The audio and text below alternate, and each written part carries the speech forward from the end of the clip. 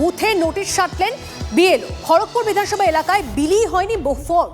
খড়গপুর শহরে বিলি করা যায়নি বহু ফর্ম। খবর কমিশন সূত্রে খড়গপুরের তালবাগিচা এলাকায় 887 জন ভোটারের খোঁজ মেলেনি। ভোটাররা কি আদৌ এই এলাকার? নোটিশ দিলেন খোদ বিএলও। অনেকেই স্থানান্তরিত হয়েছেন। ভুয়ো ভোটার নেই বলছে তৃণমূল, ভুয়ো ভোটার রয়ে গেছে এলাকায় বলছে বিজেপি। লিটন চক্রবর্তী, হেমরাজ গুরুং, ও বাবা, এগুলোকে চিনি না আমি।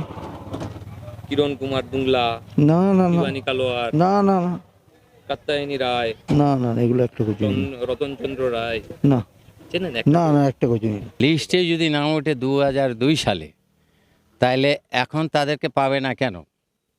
তাদের মানুষ মরে গেল, বিএলআর ঘরে বসে ডিউটি করলে তো আর হবে না। বিএলআরকে বাড়িতে এসে দেখতে হবে যে 2002 সালে এই ব্যক্তি ভোট দিয়েছিল, তাহলে এখন খুঁজে পাচ্ছি না তার বাড়িটা কোথায়। তারা কিছু ধরুন না কিছু চলে গিয়েছে, এখান থেকে শিফটিং হয়ে গেছে, প্লাস ধরুন কিছু ফেক ভোটার তো রয়েছে, ভুয়ো ভোটার রয়েছে কিছু। অবশ্যই কিছু জায়গায় প্রত্যেকটা বুথে 10-20টা করে ভোটার আছে, যারা হলো রাজনৈতিক ফায়দা তোলার জন্য, যারা যখন পেরেছেন, বিশেষ করে শাসক দল এই ভোটার নাম তুলেছেন, যারা নোট রেস আছেন। শিফটিংয়ের জন্য এই জিনিসটা হয়েছে। আমরা খোঁজার চেষ্টা করছি, যদি পেয়ে যাই।